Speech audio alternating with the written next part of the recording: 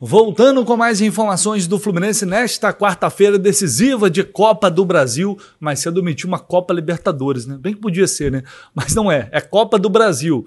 E um dia movimentado em termos de mercado de transferências, em termos de reforços, porque o Fluminense está se movimentando. Já falamos aqui hoje sobre o Acosta, que está muito perto de se tornar reforço do Flu. Vou trazer uma atualização sobre ele, sobre Santi Moreno.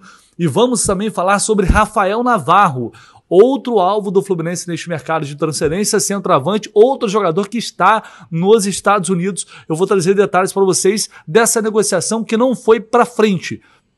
E eu vou explicar também o que a diretoria do Fluminense está pensando em relação à camisa 9 a partir de agora. Então, se você puder, já deixa aí o seu like, tá? Sempre dando uma moral aqui no trabalho, a gente se esforçando, virando noite para apurar, para trazer informação para você. Então, se você puder contribuir com o seu like, seu comentário, e se inscrever também, evidentemente, é sempre muito importante.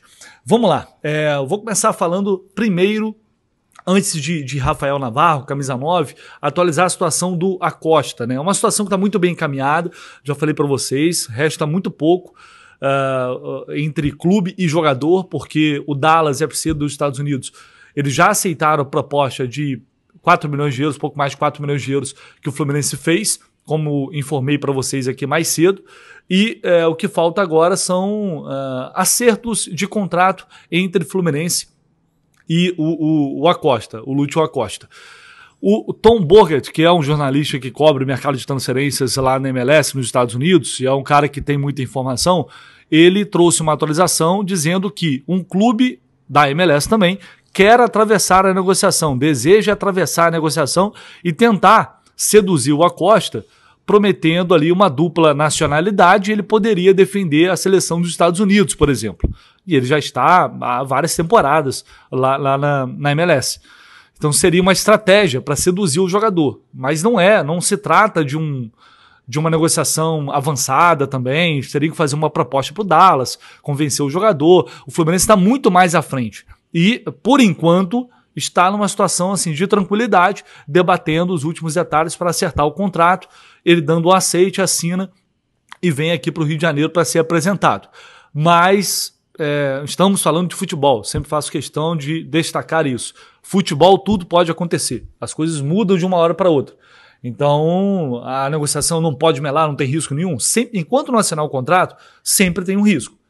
Mas, repito, o Fluminense está tranquilo em relação a essa possibilidade, porque considera que fez uma boa proposta salarial, chegou no valor que o clube está pedindo, então agora é um compasso aí de espera para que ele possa, de fato, assinar esse contrato e vir aqui para o Brasil defender o Fluminense, o argentino de 31 anos e 1,60 m de altura. Falamos muito sobre ele mais cedo, quem não assistiu o vídeo, primeiro vídeo de hoje aqui no canal, tá lá. E o nosso pré-jogo também tá aqui, tá no ar, tá? Muita gente perguntando, pô, Léo, você não postou, não publicou o pré-jogo hoje? Tá aqui no ar. Às 10h30 foi pro ar, você também pode assistir lá.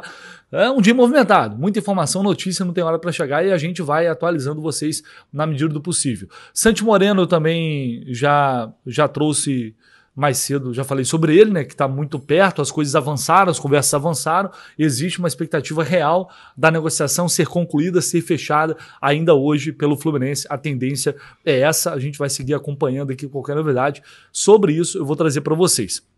E aí a gente vai entrar no assunto Rafael Navarro. Né? O Fluminense estava no mercado, como já tinha publicado com vocês, falei aqui no canal do Lessa, olha, o Fluminense já está negociando com o jogador. Já tem conversa com o jogador, não tinha ainda o nome desse jogador. E esse atleta era o Rafael Navarro, que está no Colorado Rapids, lá da MLS. Tá? E por que eu disse estava? Porque não está mais, pelo menos a princípio não está mais. O Fluminense fez, aí essa informação eu não tinha, primeiro quem informou inicialmente a proposta que o Fluminense fez foi o pessoal lá do UOL, André Hernan, o Felipe Silva, um grande parceiro, eles informaram essa negociação por lá, eu confirmei que houve essa proposta, e aí o mesmo Tom Borgert informou que o Fluminense tinha feito 3 propostas pelo Rafael Navarro. E a última foi de 7 milhões de dólares. Tá? Uma proposta alta, né? 7 milhões de dólares pelo Rafael Navarro. E aí não sei a porcentagem. E o Colorado rejeitou essas propostas e fez uma contraproposta, aí foi o que eu apurei, fez uma contraproposta muito alta acima do valor de mercado.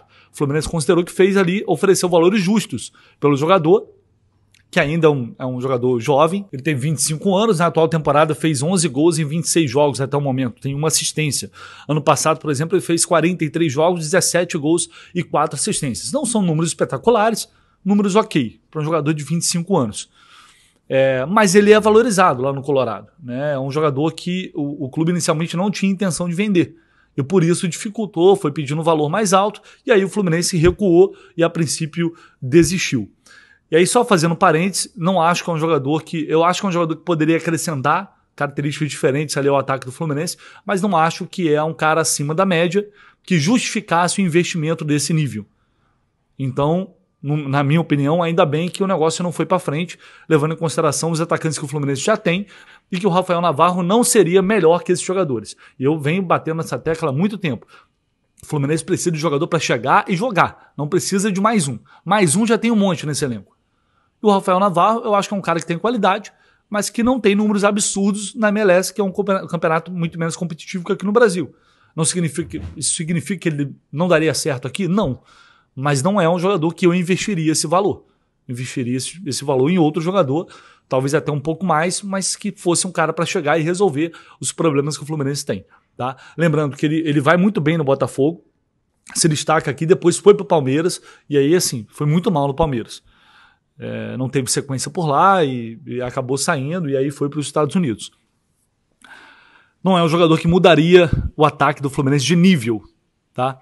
Então o Fluminense a princípio recuou, desistiu dessa negociação devido aos valores altos. E aí a tendência de momento, e a informação que eu vou trazer para vocês agora é a seguinte: a tendência de momento é que o Fluminense não contrate um outro camisa 9 nesta janela de transferências. E aí eu vou explicar por quê. Mas, pô, Lessa, esse tempo todo só negociaram com o Navarro. Não sei se só negociou com o Navarro, mas outros nomes foram colocados em pauta. Nunca é um nome só. Tem outras alternativas. Mas o clube sonda os valores, vê o que dá, o que não dá para fazer, o que está dentro da realidade, o que não está, faz proposta. No caso do Rafael Navarro, foi feita proposta a ele, não foi para frente. E aí, automaticamente, há reuniões periódicas entre comissão técnica e diretoria. E aí, nessas reuniões com o Renato Gaúcho, depois dessa desistência do Rafael Navarro, porque as coisas não acontecem. A gente só descobriu ontem, galera, mas as conversas já estavam acontecendo antes. Não foi tudo num dia só. Tanto é que foram 3 propostas, é a informação que tem. Então, é o seguinte, depois houve uma reunião, e aí nessa discussão, nesse debate entre comissão técnica e diretoria, o Renato entende que Germancano, Everaldo, John Kennedy são boas opções de ataque e que podem dar conta do recado até o final da temporada. A visão interna do clube é o seguinte: Everaldo e Cano estavam passando por uma fase muito ruim e eles podem se recuperar, e o Everaldo já está se recuperando. É o atual artilheiro da Copa do Brasil, fez gols contra o Internacional, fez gol contra o Grêmio, então eles acham que o Everaldo pode render aquilo que dele se espera, pelo menos, aquilo que ele conseguiu apresentar no Bahia. O Cano tem 16 gols na temporada, é o artilheiro do time. E aí o John Kennedy, claro, vem num período de readaptação agora, voltando ao futebol mexicano, mas tem 10 gols no ano. É um jogador que tem 10 gols no ano. E o Renato gosta muito do John Kennedy. O Renato aposta muito no John Kennedy, é o que eu posso falar para vocês. Então o que o Renato preferiu, junto com a diretoria, claro, é focar os esforços para contratar o Santi Moreno, um jogador de lado que ele vinha pedindo, um camisa 10 que arme e chegue para finalizar, que faça gol, que é o Acosta, que é essa negociação que está encaminhada, e mais um zagueiro, depois de perder Thiago Silva, de perder Ignacio. O Fluminense vai tentar trazer mais um zagueiro e um Nino, se for possível. O sonho do Nino está vivo. O sonho do Nino não morreu. Tá? Isso é fato. Então é uma rediscussão, um novo debate a partir do momento que as coisas dentro do mercado não evoluíram. Esse é o entendimento no momento. Pode acontecer, até pode, se o Fluminense encontrar uma grande oportunidade no mercado, e aí vai ser um jogador que é para pensar não só esse ano, mas para pensar nas próximas temporadas também. A opção de mercado era sempre é possível acontecer. Sempre é possível. A janela só fecha dia 2 de setembro. Mas não é mais uma prioridade agora o ataque. Um camisa 9 não é mais uma prioridade. O Fluminense, no momento, não negocia com outro jogador para essa posição e vai focar os esforços agora para fechar essas negociações de andamento e trazer o zagueiro que a diretoria está precisando. Tá? Então, neste momento, esse é o panorama de mercado do Fluminense que eu posso trazer para vocês. O clube tenta fechar esses contratos o mais rápido possível para tentar regularizar esses jogadores, se for o caso, para enfrentarem o América de Cali na próxima fase da Sul-Americana. A inscrição até sexta-feira é um prazo curto para transferências internacionais, mas o Fluminense tem um departamento muito competente nesse sentido e vai tentar. Se vai dar ou não é outra história, mas enfim, vamos ficar de olho, atualizando para vocês aqui, buscando informações, mas esse é o panorama geral do Fluminense no mercado de transferências neste momento, após o andamento dessas negociações e no caso a desistência pelo Rafael Navarro. Fechou, pessoal? Um abraço, tamo junto. Deixa aí seu like, seu comentário, se inscreva aí no canal, tá? Tamo junto, valeu!